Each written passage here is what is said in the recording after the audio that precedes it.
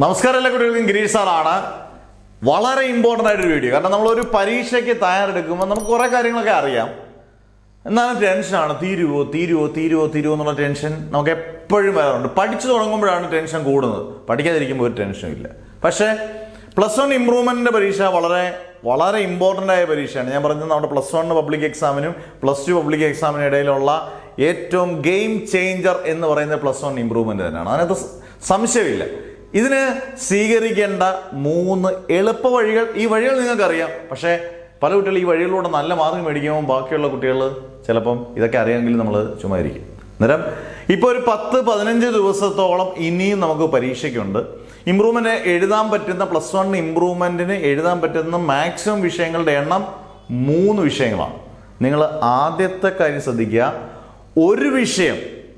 ഒരു വിഷയം മിനിമം 3 മണിക്കൂർ പഠിക്കുക ഒരു ദിവസം.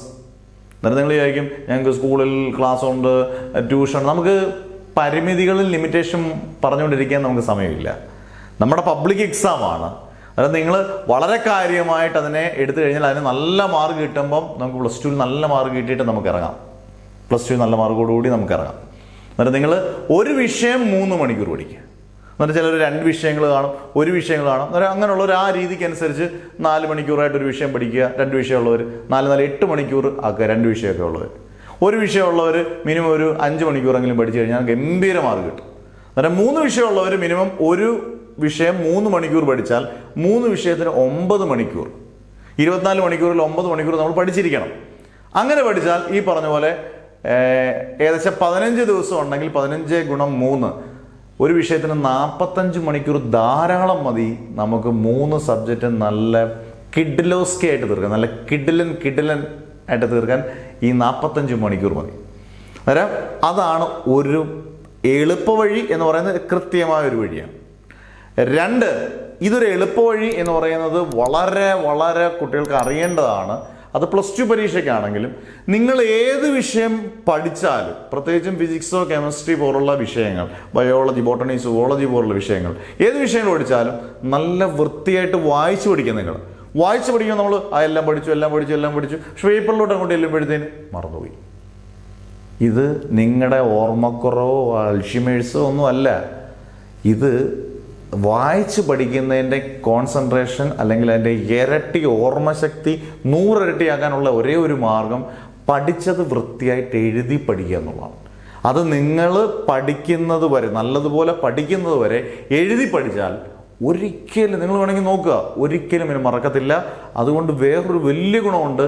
ഇത് ചെന്ന് പബ്ലിക് എക്സാം നിങ്ങൾ എഴുതുമ്പം എഴുതി പഠിച്ചതുകൊണ്ട് നിങ്ങളുടെ പേനയുടെ തുമ്പത്ത് ഓർത്തിരിക്കുകയും ചെയ്യും.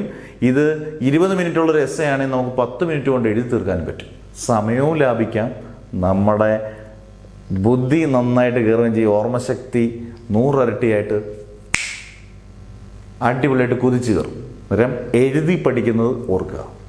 3ാമത്തെ മാർഗം, നമ്മളൊരു ചാപ്റ്റർ പഠിച്ചു. ഇപ്പോൾ ഫിസിക്സിൻ്റെ ഒരു ചാപ്റ്റർ, ഗ്രാവിറ്റേഷൻ എന്ന് പറഞ്ഞ ചാപ്റ്റർ പഠിച്ചു, അല്ലെങ്കിൽ കെമിസ്ട്രി, ഓർഗാനിക്, ഇങ്ങനെ ഏതെങ്കിലും ഏത് വിഷയങ്ങൾ എടുത്തോളൂ.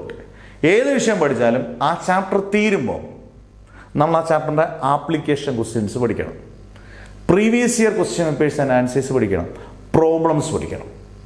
ഇത്രയും കംപ്ലീറ്റ് തീർത്താൽ നമുക്ക് ഒരു മാർക്ക് ഒരു പരീക്ഷയ്ക്ക് നഷ്ടമാകത്തില്ല. ഒരു mark, even A single mark നമുക്ക് നഷ്ടപ്പെടത്തില്ല. അന്നേരം 3 കാര്യങ്ങൾ. അന്നേരം അത് പഠിച്ചു, ആ പാഠം തിയറി കംപ്ലീറ്റ് തീർത്തു, അതിൻ്റെ ആപ്ലിക്കേഷൻ ക്വസ്റ്റ്യൻസ് പഠിക്കണം, പ്രോബ്ലംസ് ഉണ്ടെങ്കിൽ പ്രോബ്ലംസ് പഠിക്കണം, പ്രീവിയസ് ഇയർ ക്വസ്റ്റ്യൻ പേപ്പേഴ്സോട് നോക്കിക്കൊണ്ടു. പ്രീവിയസ് ഇയർ ക്വസ്റ്റ്യൻ പേപ്പർ പലരും വിചാരിക്കുന്നത് കഴിഞ്ഞ 30 കൊല്ലത്തെ ഒന്നും വേണ്ട, കഴിഞ്ഞൊരു 5 കൊല്ലം അല്ലെങ്കിൽ 3 കൊല്ലത്തെ പ്രീവിയസ് ഇയർ ക്വസ്റ്റ്യൻ പേപ്പർ മാത്രം നോക്കിയാൽ മതി. അങ്ങ് 30 കൊല്ലത്തിൽ ഒന്നും നോക്കിക്കൊണ്ട് പോകാൻ നമുക്ക് പറ്റത്തില്ല. അത് ശരിയായ മെത്തേഡല്ല. എല്ലാം പല രീതിയിലുള്ള ക്വസ്റ്റ്യൻ പാറ്റേണുകളൊക്കെ വന്നു. അന്നേരം കഴിഞ്ഞ ലേറ്റസ്റ്റ് ആയിട്ടുള്ളൊരു 3 വർഷം, മാക്സിമം 3 വർഷത്തെ ക്വസ്റ്റ്യനൂടെ ഒന്ന് നോക്കിക്കൊണ്ട് പോവുക. ഈ പറഞ്ഞ ഒരു ടെൻഷനും ഇല്ലാതെ നിങ്ങൾക്ക് പബ്ലിക് എക്സാം എഴുതാം, അടിപൊളിയായിട്ട് മാർക്ക് കിട്ടുകയും ചെയ്യും. അന്നേരം ഇങ്ങനെയുള്ള വീഡിയോസ് നിങ്ങൾക്ക് വേണം, അല്ലെങ്കിൽ എങ്ങനെയൊക്കെ പഠിക്കണം, ഇങ്ങനെയുള്ള വീഡിയോസ് വേണമെന്നുണ്ടെങ്കിൽ നിങ്ങൾക്ക് കമൻറ്റ് ചെയ്യാം. ഉറപ്പായിട്ടും സബ്സ്ക്രൈബ് ചെയ്യാനുള്ളവരൊക്കെ സബ്സ്ക്രൈബ് ചെയ്ത് റെഡി ആയിട്ടിരിക്കുക. ബാക്കിയുള്ള ചാനലിൽ നമ്മുടെ വീഡിയോസ് ബാക്കിയുള്ളതൊക്കെ അപ്ലോഡ് ചെയ്യും. അന്നേരം നന്നായിട്ട് പഠിക്കട്ടെ എന്ന് പ്രാർത്ഥിച്ചുകൊണ്ട് മാഷ് നിർത്തുന്നു. Never ever give up.